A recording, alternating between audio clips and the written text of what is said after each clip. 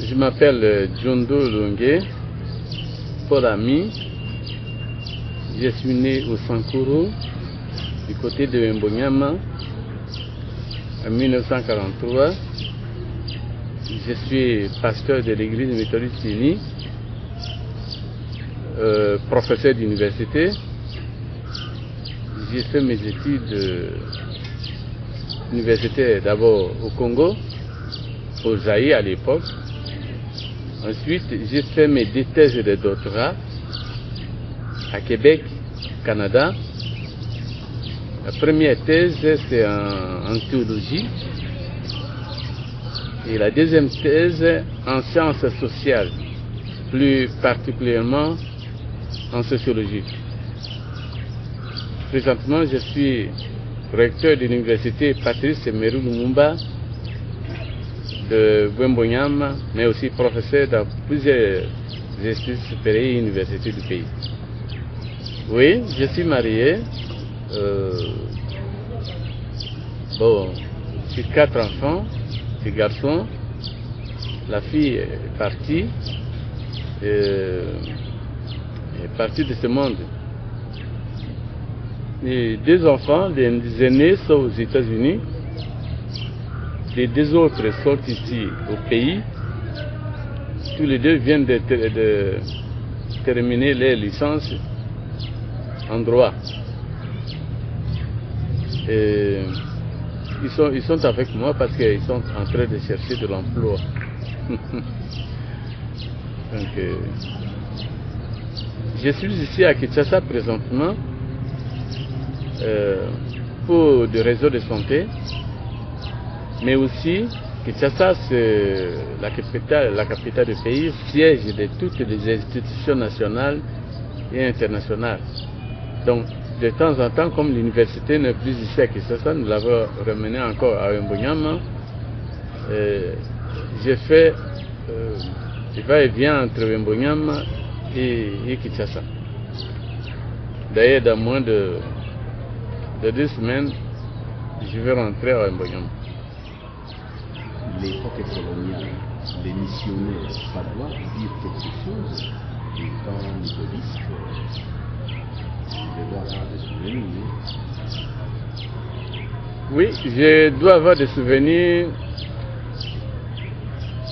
d'enfants. J'étais à l'internat, à l'école primaire, et à l'école secondaire aussi. C'était pendant l'époque missionnaire. Quand les missionnaires partaient, juste au moment où j'ai terminé l'école primaire. Mais j'ai des souvenirs, mais j'ai eu beaucoup de témoignages. Ce sens que quand j'étais au Canada, je devais préparer ma thèse de doctorat en théologie. J'étais obligé de passer aux États-Unis, rencontrer les anciens missionnaires qui étaient chez moi. Alors on a fait presque 3000 km en route, rien que pour rencontrer ces anciens missionnaires et avoir leurs propres témoignages. Et c'était intéressant. C'était intéressant. Ce que j'ai vécu à l'école primaire comme élève, j'ai encore ça ici.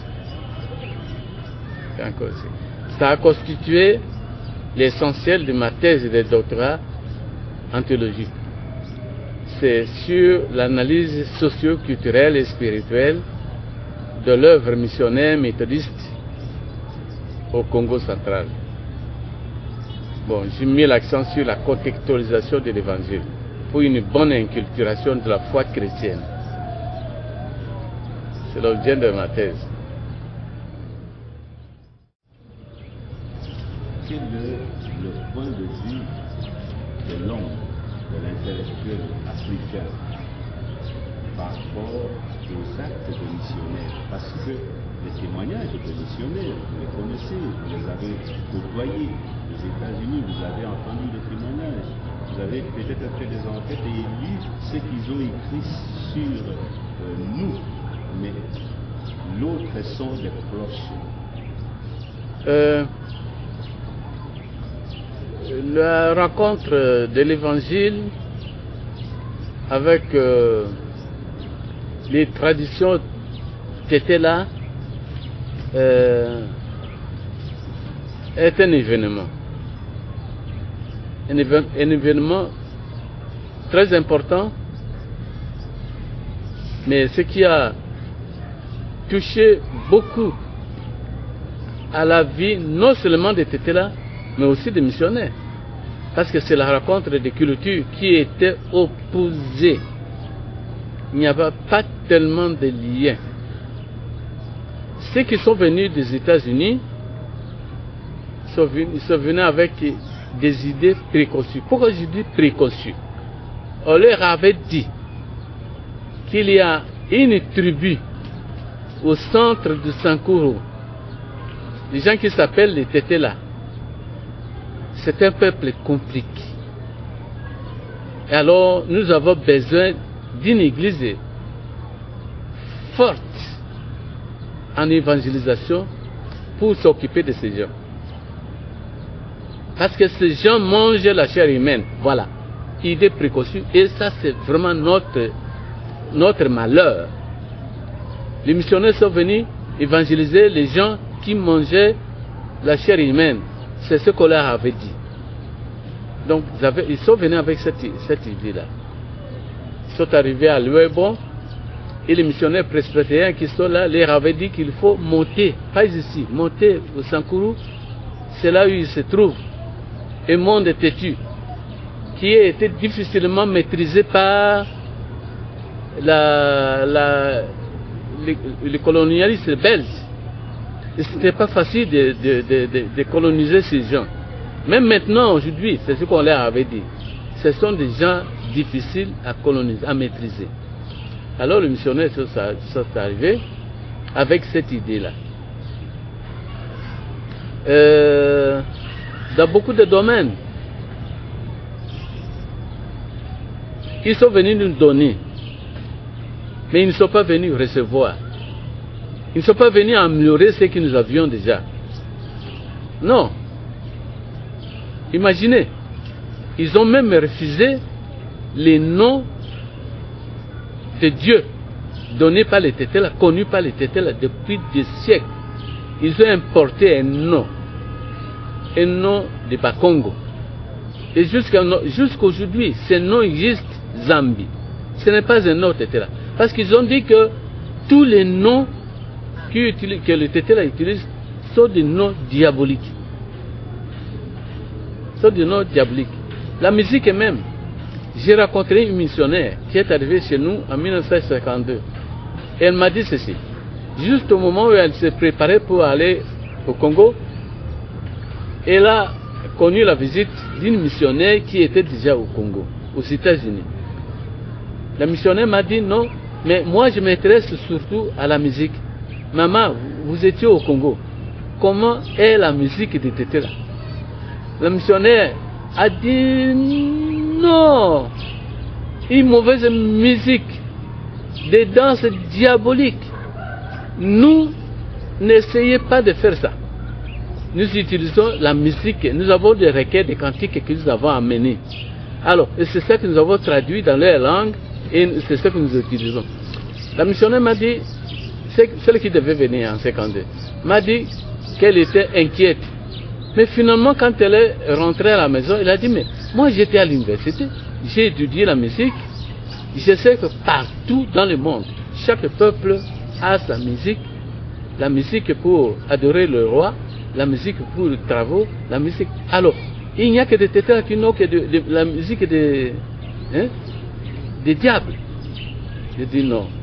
Et puis quand elle est arrivée, elle a monté une musique. À cette époque, on n'utilisait pas le tambour, le tam-tam à l'église, parce que c'est un instrument de musique dédié à qui? Au diable, aux esprits mauvais. Il ne faut pas utiliser. Elle est arrivée, elle a introduit le lukumbe, les ngomo et les autres, Asaka, tous les autres. Ça fait la fierté. Aujourd'hui, quand un Américain arrive chez nous, mais au temple, à l'église, quand il y a un culte, mais c'est l'Américain qui va se tenir debout le premier pour danser. Ah bon, ce qui était utilisé pour le diable, maintenant vous voyez ça. Donc ce sont des choses qui n'ont pas... Ils ont même douté de la langue Tétéla. quelqu'un m'a dit, je n'ai pas lu ça, quelqu'un m'a dit qu'ils ont même refusé d'utiliser le tétela à l'église. Ils ont dit, nous allons utiliser les Swahili. Bon. Et puis on leur avait dit, non, il ne faut pas utiliser les Swahili, ça c'est pour les Arabes, c'est musulmans. Alors ils ont refusé d'utiliser le Swahili. Et ils ont dit, bon, faisons l'expérience avec Chiluba. Là non plus, ça n'a pas tenu. Alors, ils ont dit, bon, faisons quand même le tétela. Et les missionnaires qui étaient chez moi sont devenus des spécialistes en tétela. Ils parlaient très bien. Ils allaient commettre une erreur. Donc, ces préjugés-là, ces préjugés. Et les tétela avaient beaucoup de noms pour nommer Dieu, avec beaucoup de significations. Il y a un nom qu'on n'utilise même pas aujourd'hui. Même dans la version actuelle de la Bible, ce nom n'est pas utilisé couramment. Et même ces jeunes gens qui sont avec nous ici, je me demande si toi, si tu connais ce nom-là, et tu l'utilises comme il faut. Je vais t'expliquer. Djongo Manga. Les missionnaires ne voulaient pas parler de Djongo Manga. C'est le Dieu, c'est l'incarnation du diable lui-même. Donc il ne faut pas l'utiliser. La version actuelle de la Bible, le nom Djongo Manga. Or, ils ont manqué l'occasion d'expliquer au tétela ce qu'on appelle en hébreu Yahvé. Les noms de Dieu qu'on ne prononce pas. Il a dit lui-même, on ne prononce pas mon nom pour rien. Et c'était ça comme ça sur le tétela. Il ne faut pas prononcer le nom Djongo Manga. Parce que Djongo Manga va se fâcher, il va vous tuer. Alors qu'est-ce qu'on faisait chez nous? Si quelqu'un en a marre avec la société, il est fâché, il dit Djongo Manga. C'est-à-dire il appelle maintenant ce Dieu méchant pour le tuer. Alors tout le monde du village, c'est la moto, Djongo Manga va agir maintenant. Mais il faut maintenant solliciter la clémence de ce Djongo Manga. Qu'est-ce qu'on faisait? On prend la victime là, qui a prononcé le nom de Djongo Manga et qui attend d'être frappé par Djongo Manga. On l'emmenait en dehors du village avec une poule toute blanche. On les mettait à la croisée des chemins en dehors du village. On lui disait de s'agenouiller. On coupait la tête de cette poule-là. On aspergeait le sang de cette poule toute blanche. C'est le tété-là, c'est comme ça qu'on faisait. Donc quelqu'un, celui qui était spécialiste en matière, il prononçait des mots pour demander la clémence de Djongo Manga. À la fin, on donnait des présents à Djongo Manga et puis on disait, ok, maintenant il ne sera plus tué. Écoutez-moi ça. Mais écoutez-moi l'histoire de Golgotha. Où est-ce qu'on a amené Jésus? C'est en dehors du village. Il était tué comment? Sur la croix. C'est croisé de chemin. Et comment? Qu'est-ce que nous appelons Jésus? Nous disons l'agneau de Dieu qui enlève du péché du monde. Il est sans tache. C'est le rôle que jouait cette poule-là. Donc il est venu. Djongo Manga. Donc Dieu Yahvé est calmé parce que il y a une poule toute blanche qui est égorgée. Le sang de Jésus. Voilà ce qui arrive. J'ai préparé un article, j'ai publié un article scientifique sur ce point, analogie entre Djongo Manga et Yahvé. Et c'est beau. Pourquoi les missionnaires ont manqué cette occasion? Parce qu'ils ne voyaient rien dans la culture qui était là pour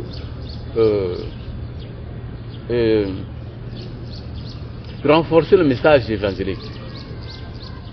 Les noms de Dieu, Djongo Manga, je viens d'expliquer les noms de Djongo Manga. Mais Onya Shungo, c'est encore beaucoup de noms. Onya Shungo, c'est Onya Sheolongo, c'est-à-dire le soleil. C'est lui le père de Olongo, du ciel. C'est ça là. Hein? Tout ça, c'est Dieu. Kumo Olongo. Kumi, chez nous, notable de. Hein? C'était roi, on dirait. Le Kumi Olongo. C'est lui, le notable. Le Kumi, le chef du ciel. Tout ça, parce qu'on était sûr que ce qu'on voit là, c'est ça ce qu'on appelle le ciel. Hein? Donc, les tétés là ont connu Dieu avant l'arrivée des missionnaires. Ce ne sont pas des missionnaires qui ont appris aux tétés là la connaissance de Dieu. Bon, peut-être ce qui n'a pas été clairement expliqué, clairement compris chez les tétés là, c'est le rôle de Jésus. Mais même ce rôle, on voit tel que cet homme, la compréhension, c'est le rôle que joue la lune. La lune qui nous donne une lumière claire, mais une lumière douce. Hein? On fait des voyages pendant la nuit, quand c'est la lune. On fait des travaux de champs, même pendant... Et puis on est bien, on est bien. Encore, il y a la troisième personne en Dieu, le Saint-Esprit, c'est ce qui cause un peu d'incompréhension. Nous avons ce qu'on appelle esprit, ce qu'on appelle à notre tête la Dimu. Alors, les missionnaires ont compris Dimu, c'est-à-dire esprit, et ils ont traduit ça en esprit mauvais. Non, les Dimu, il y a deux catégories. Il y a Dimu de bons Dimu et de mauvais Dimu. Les bons Dimu sont des ancêtres qui étaient bons ici et qui continuent à nous protéger. Quand il y a la lune, nouvelle lune, on invoque ces gens-là pour qu'il y ait bonne récolte, qu'il y ait bonne chance, il y ait ceci ou cela. Dis-moi, ce sont les arrières, hein, les ancêtres de longtemps. Mais il y a des dis-moi aussi des mauvais. Des gens qui étaient, quand ils étaient vivants ici, ils étaient mauvais, des portraits, des gens qui n'avaient été... Les célibataires, la plupart d'entre eux sont des célibataires, ils ne se marient pas. Parce que chez nous, comment voulez-vous qu'un homme normal puisse ne pas se marier? Alors, s'il ne se marie pas, c'est qu'il n'est pas... Hein? Quand il meurt, il n'a pas droit au nom encore de la famille, on oublie ce nom-là. Hein? Donc, ce sont des gens qui sont méchants, il faut les laisser comme ça, des voleurs, hein, des bandits, tout cela. Il y a des 10 mots comme ça. Mais on n'a pas, les missionnaires n'ont pas exploité ces champs-là, non. Non, ils ont complètement oublié. C'est vers la fin qu'ils ont compris qu'en fait, ces gens ont connu Dieu. Mais c'est dans le sens de ce que nous trouvons dans l'épître de Paul aux Romains. Premier chapitre à partir du verset 18. Vous allez voir ça. Donc, ils avaient la possibilité de connaître Dieu, mais ils ne l'ont pas connu. C'est ça. C'est vers la fin qu'ils ont compris ça. Ils ont utilisé nos noms, ils ont utilisé notre musique et tout cela, avec un peu d'hésitation, mais ça va. Maintenant que nous comprenons la nécessité et la pertinence de ce Dieu venu de l'Occident, mais pourquoi y avait-il des conflits, des antagonismes entre les différentes églises venues de l'Occident sur notre territoire? Il y a eu un affrontement d'une part entre ces églises et d'autre part ces églises contre nos propres pratiques religieuses. C'est triste et c'est dommage, tout le monde est inquiet de ce passé. C'est un passé regrettable. Mais ce qui est arrivé, c'est que la plupart de ces églises étaient fondées ils venaient avec les colonialistes. Les Américains entrent ici chez nous et les églises américaines marchent ensemble avec. Ici chez nous au Congo, l'église, ce qu'on appelait l'église nationale, on l'a appelée église nationale, c'est l'église catholique romaine. Parce que quand Léopold II a acquis l'État indépendant du Congo en 1885, on nous dit que le lendemain de ce retour de Berlin à Bruxelles, c'est lui-même qui était au volant de sa voiture. Il est allé rencontrer les chefs de l'église catholique de Belgique pour lui dire, écoutez, je viens d'acquérir un grand pays. Je ne saurais pas gérer ce pays moi à moi seul. J'ai besoin de vous, Église. Il faut envoyer beaucoup de missionnaires au Congo. C'est alors, on nous dit que c'est alors que sont nées plusieurs congrégations qui n'étaient pas encore nées. Plusieurs congrégations. Et puis les missionnaires, quand ils venaient de la Belgique, ils recevaient des instructions formelles par l'État colonial. Il faut faire cela, il faut faire ceci, il ne faut pas faire ça. Et d'ailleurs, il faut utiliser surtout le sermon de cette partie de la Bible, surtout utiliser le terme de la soumission à l'autorité. Toute autorité vient de Dieu, tout cela. Donc, des leçons de pardon, des histoires comme ça. Les Américains, quand ils arrivent ici, ils étaient les premiers, les Anglais étaient les premiers à arriver ici. Mais comme il n'y avait qu'une seule église nationale, les autres églises étaient appelées églises étrangères. Ça, c'est le début du problème. Ça, c'est le début du problème. Chaque église observait les règles, les consignes données par leur pays d'origine. Quand je suis allé aux États-Unis, je faisais des entrevues avec les missionnaires. Je suis resté... Il va faire de bruit. Qu'est-ce que c'est? Je suis resté chez un missionnaire. On a fait une semaine. Il m'a raconté beaucoup de choses. Il m'a dit ceci. Un jour, comme il était missionnaire surintendant, il devait aller de village en village pour visiter les pasteurs et les chrétiens. Il est arrivé dans un village un dimanche et puis il a vu une moto. Il a demandé à qui cette moto-là. On a dit non, il y a un missionnaire blanc catholique qui a passé la nuit ici. Le type là américain m'a dit, bon, comme c'est un ami à moi, il est missionnaire, je suis missionnaire, il est blanc, je suis blanc, nous sommes venus de loin, comme il est là, je vais aller le saluer. Il m'a dit qu'il regardait, et juste au moment où il avançait, il voyait la porte de la résidence du missionnaire de l'abbé là, c'est fermé. Il est arrivé à la porte,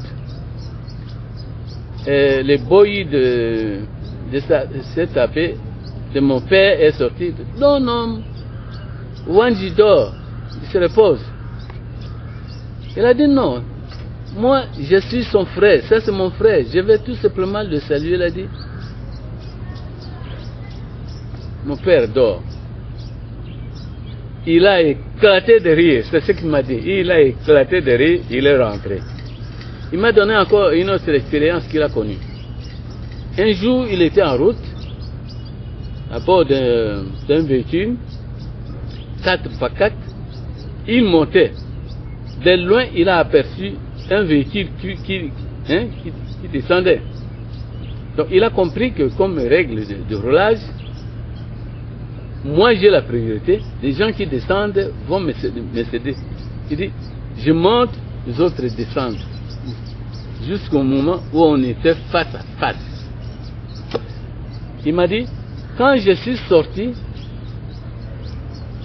les religieuses blanches qui étaient là sont sorties. Ah! Bagarre. Et lui, le missionnaire américain, là, vous savez, les Américains se croient comme supérieurs à tout le monde depuis longtemps. Ces autres ont compris que c'est un Américain et qu'il ne va pas céder. Il a tenu. Et ce sont les religieuses qui ont cédé. Qui ont cédé. Et puis quand il m'a dit ceci, il m'a raconté beaucoup d'histoires. Il ne s'attendait pas, parce qu'au fond,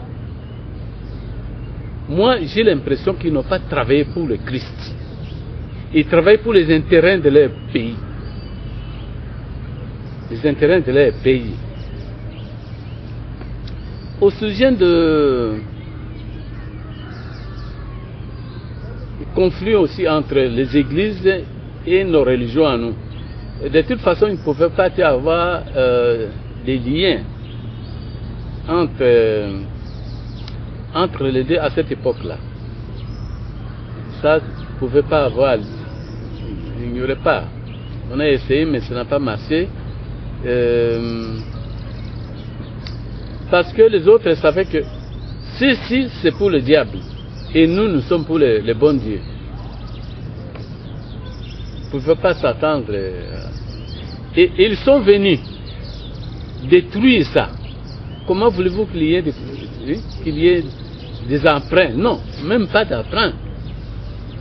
Il y a un missionnaire chez les méthodistes qu'on appelait, on l'a qualifié de Idima Aseka.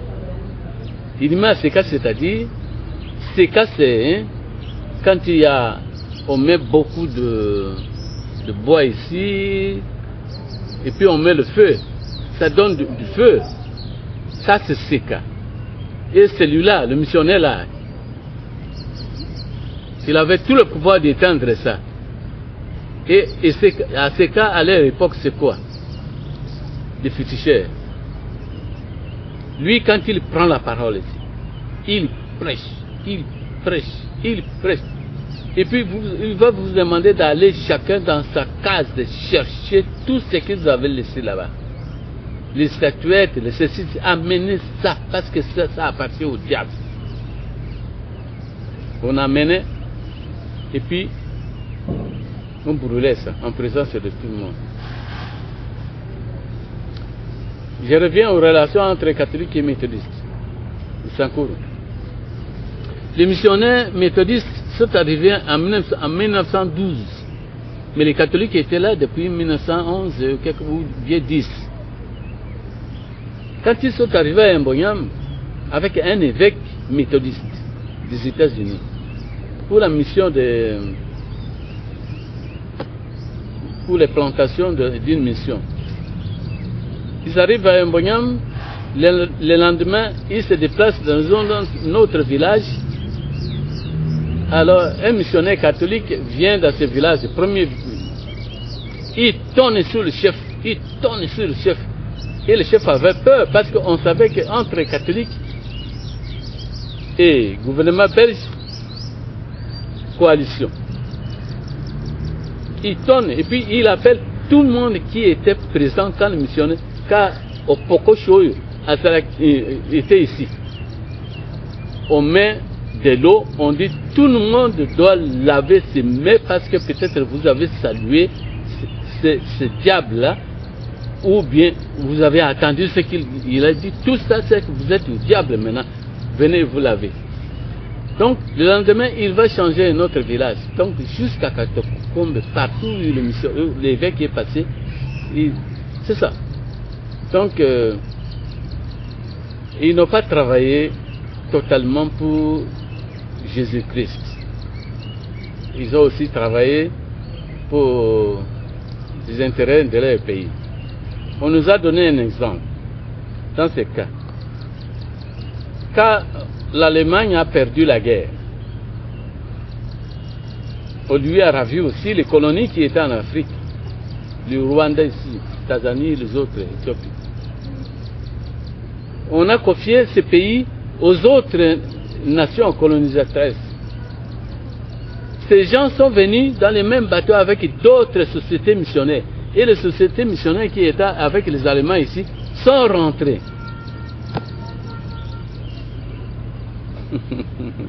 Ils sont rentrés. Un pasteur de chez moi, cette personne, je l'ai vu, c'est lui qui nous a raconté cette histoire. Au cours d'un réveil, un camp de réveil, dirigé par les missionnaires, et on lui a demandé par hasard de prier Dieu. Et il a pris la parole. Ce qui a touché aux missionnaires, c'est ceci. Il a demandé à Dieu, mais Dieu, on nous dit que nous étions 3. Parmi les 3, il y avait un noir comme moi. 3 enfants, dont un noir. Il paraît que c'est le noir qui était l'aîné. Mais pourquoi? Qu'est-ce que nous avons fait contre toi, Dieu? Et nous sommes toujours dans les difficultés. Nous sommes toujours maltraités. Nous sommes toujours malmenés, ceci ou cela. Et les blancs sont toujours... À la fin de la prière, on l'a appelé, les blancs l'ont appelé. Ils ont dit, vous devez confesser vos péchés. Vous nous avez offensés, vous avez aussi offensé Dieu. Vous devez confesser. Il a dit, je ne confesse pas. Le lendemain, on a vu les policiers venir le chercher. C'est l'agent belge de la colonie, belge, qui était à Mboyam, qui envoie maintenant les policiers. Parce que les missionnaires se sont plaints auprès de cet homme-là, de cet agent-là. Les mêmes gens, les mêmes gens. Donc le premier jour, on lui a administré combien? 60 fouets. Il en a eu combien? 60. Et pour combien de temps? Combien de jours? Donc, vous comprenez qu'il y a eu des compromis entre les colonialistes et les missionnaires, les églises. Pas tout le temps, il y a des fois où les gens des églises étrangères étaient un peu malmenés, n'étaient pas bien traités par la colonie, par les agents coloniaux. Ce sont des gens de seconde zone. Chez les catholiques, il y a des écoles qui étaient subsidiées par l'État depuis avant 1924. Et les écoles, on a signé entre la Belgique, le royaume de Belgique, et supérieur de l'église catholique, depuis avant 1924. Et chez les protestants, ça a intervenu quand? En 1948. En 1948. Donc, mais nous regrettons ça. Ce qui est bien aujourd'hui, c'est que entre nous, catholiques, nous protestons au Sankuru par exemple. Si au niveau les gens sont un peu encore là, mais nous, au niveau, nous de la des classes inférieures, l'écuménisme, ok. Nous on s'entend très bien. On va à la messe, les autres viennent au culte, et on est bien. Maintenant, ça c'est bien. Parce qu'on a compris que nous servons un seul Dieu. C'est le Père de Jésus-Christ. Les anges existent-ils là où, quelque part, les anges sont-ils vivants? Ont-ils une influence sur nous au nom de cette croyance des églises occidentales et de nos propres traditions chrétiennes?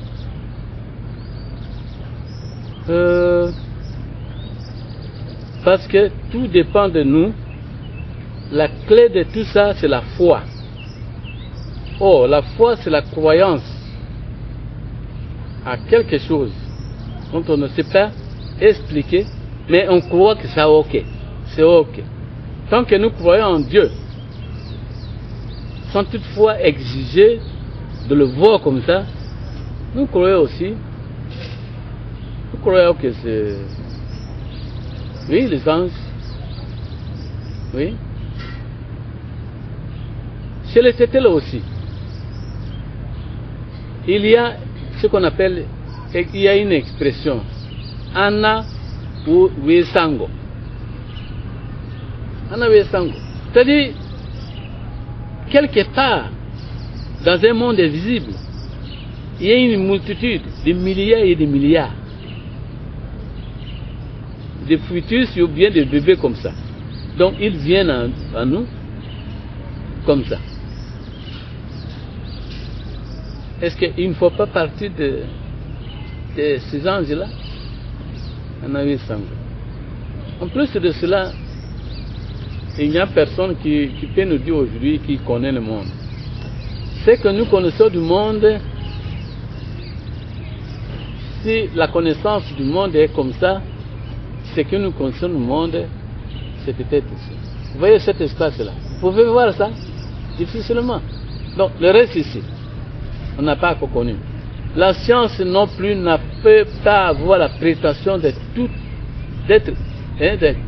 expliquer.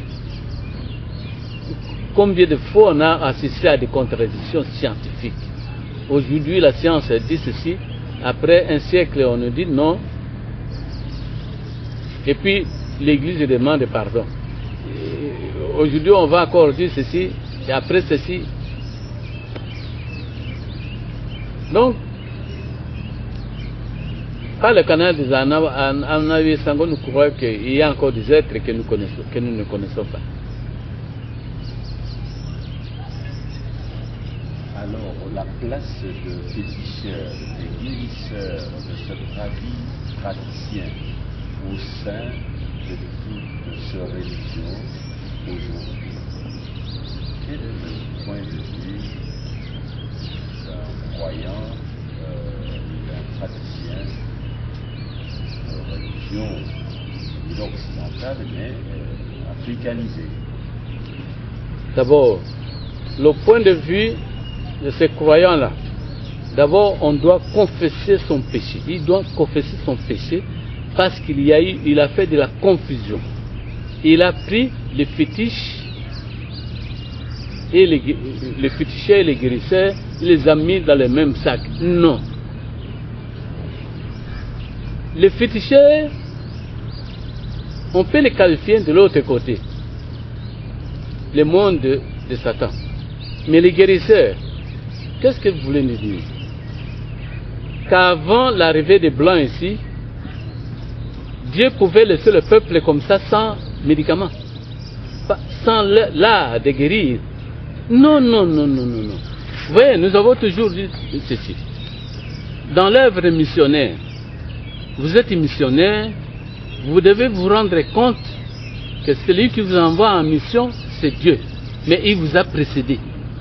Là où vous allez. Il a été déjà là. Quand vous arrivez là-bas, cherchez d'abord les traces de Dieu là. Et ces traces sont toujours fraîches. Vous verrez que, c'est Dieu qui vient de marcher ici. Quelles sont ces traces de Dieu? La langue. Chaque peuple a une langue. C'est Dieu qui leur avait donné cette possibilité. La musique. Comment adorer Dieu? Ne demandez pas à un tétel de faire la même mélodie qu'aux États-Unis, que les Canadiens. Non. C'est Dieu qui leur avait laissé cette trace-là. Les noms de Dieu. Les noms qu'ils utilisent, c'est Dieu qui leur avait donné ça. Hein? Même pour la Sainte Seine. C'est incroyable que nous-mêmes aujourd'hui, il y a des églises qui utilisent le pain de l'Occident pour donner aux chrétiens pendant la communion. Non. Chez eux, à cette époque-là, c'était le pain. Mais chez nous, prenez les éléments de notre culture, notre nourriture. C'est Dieu qui nous a laissé ceci. Donc, Dieu nous a laissé une médecine. Vous savez, moi je suis tété là, je suis né, j'ai grandi là-bas, mais je n'ai pas encore trouvé une façon de soigner une fracture ici, comme ce qui se fait au village chez nous, Wonga. C'est incomparable. Alors, vous voulez dire que c'est le diable qui est là, on ne peut pas utiliser le Wonga. Hein? Non, non, non. Il fallait faire la part des choses. Il y a ce qui est là, il y a ceci, mais ce qui arrive, c'est que ce sont les gens qui exagèrent. Pour un petit réel là, pour gagner beaucoup d'argent, il va amasser ceci, c'est pour dire, ah, c'est très compliqué. Voilà, je vous ai guéri. Je vous ai guéri. Non, la guérison, la médecine. Avant de conclure notre entretien, pouvez-vous nous instruire un peu sur votre thèse? Donc, son intitulé et le contenu en fait de nous. J'ai fait une analyse socio-culturelle de l'œuvre missionnaire de l'Église méthodiste unie au Zaïre central, aujourd'hui Congo central. Le sous-titre, c'est la contextualisation de l'Évangile pour une inculturation de la foi chrétienne. Donc, il faut contextualiser l'Évangile. L'Évangile, lorsque vous êtes missionnaire et vous quittez votre champ d'activité, ici par exemple, vous allez quelque part pour donner le message de l'Évangile, n'allez pas avec un Évangile habillé. Amenez l'Évangile nu, sans habit. Quand vous arrivez avec l'Évangile là-bas, nu, demandez aux gens de cette région d'habiller cet Évangile. Et alors, ils vont se retrouver. Ah oui, c'est vrai. Et nous avons toujours dit, la sœur Chibola du Congo, il s'est dit, si Dieu ne veut pas habiter nos cases, il ne veut pas se laisser habiller par ce que nos habits nécessitent, qu'il s'en aille, il rentre. Il rentre. Non, chaque peuple a une façon d'habiller Dieu. Chaque peuple a une musique. Chaque peuple a une langue. Donc ça c'est... Et l'apôtre Paul est celui qui nous a donné un exemple de missionnaire. C'est pourquoi on l'appelle apôtre des païens. Apôtre des païens. Parce qu'il nous a compris. Il va trouver ce que vous connaissez déjà. Il va dire, voilà, je vais... Et il prêche à partir de cela. Elle a dit aux Athéniens, j'ai vu ça, quelque part, vous avez écrit à un Dieu inconnu. C'est ce Dieu inconnu que je viens vous annoncer. Contextualiser. Annoncer l'évangile dans ce contexte-là. Et c'est alors que vous allez inculturer, enraciner l'évangile. Et maintenant, quand vous partez, comme l'apôtre Paul partait, quand les missionnaires sont partis, l'évangile est resté chez nous. Resté chez nous. Et en fait, c'est ça l'essentiel de la thèse, c'est-à-dire, on a fait une critique de l'œuvre missionnaire, mais ce n'est pas ça qui nous intéresse pour le moment, parce que c'est une page tournée. Qu'est-ce qu'ils doivent faire? J'ai eu l'impression comme quoi, même parmi les tétés là, d'aujourd'hui, il y en a qui ont le comportement des Blancs. Ces gens ne peuvent pas nous aider à inculturer l'évangile. Non. Ces gens ne peuvent pas nous aider. Donc, prenons l'évangile nu. Rien. Dites. Nous allons l'habiller. Ça, c'est l'essentiel de la thèse.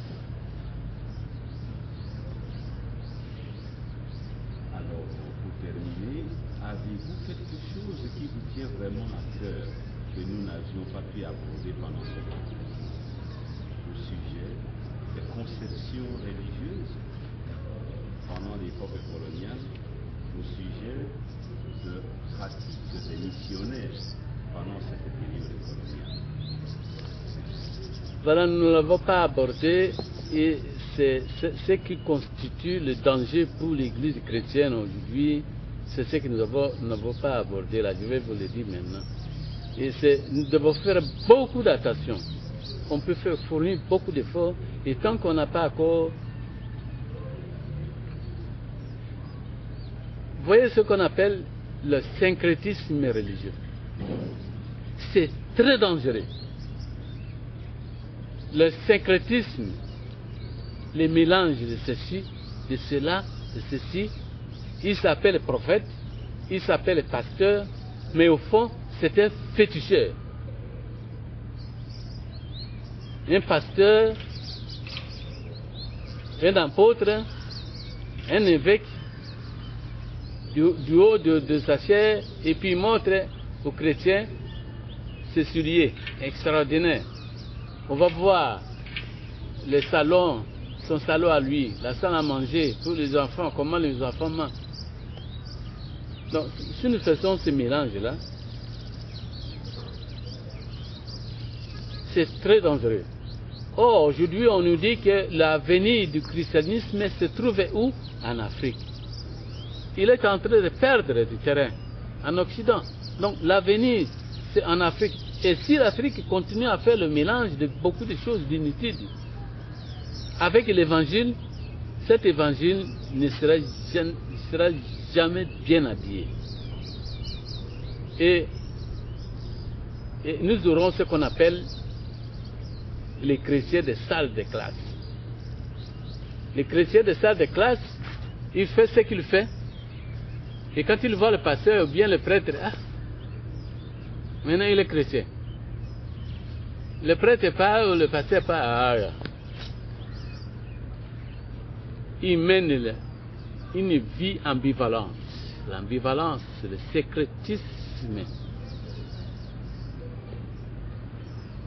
Nous devons éviter ça. Il y a moyen d'éviter. Comprendre l'évangile, qu'est-ce que l'évangile veut dire?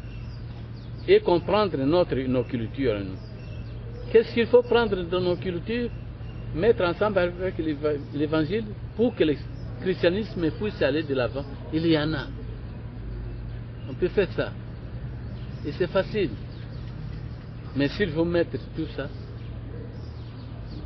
toute une église, ils ont fait une prière aujourd'hui, rien que pour chasser les démons, rien que pour chasser les sorciers. Et tout le monde est ceci, tout le monde est cela. Rien que pour chercher les gens qui vont pour aller à Poutou, pour aller en Occident, il faut aller dans cette église. Pour avoir un mariage, pour vous marier, il faut aller dans cette église. Pour être riche, il faut aller. Et lui-même qui vous fait riche, comment est-il? Il est pauvre d'ailleurs. Non, vous devez éviter ça. C'est très dangereux. Encore un tout dernier mot, tout petit, sur les pratiques des missionnaires, peut-être l'héritage, le bilan, en 2 mots. Celui qui va faire le bilan de l'œuvre missionnaire, comme je l'ai écrit dans la thèse, c'est le maître de l'ouvrage, Jésus-Christ. C'est lui qui va faire le bilan et c'est lui qui va récompenser, qui va bien récompenser ou punir les mains. Nous ne faisons que l'analyse. Et nous, aujourd'hui, on ne doit pas continuer à faire l'analyse parce que nous risquons de retomber dans les mains ou même dans des pratiques très, très, très dangereuses, comme je dis ici, le sécrétisme.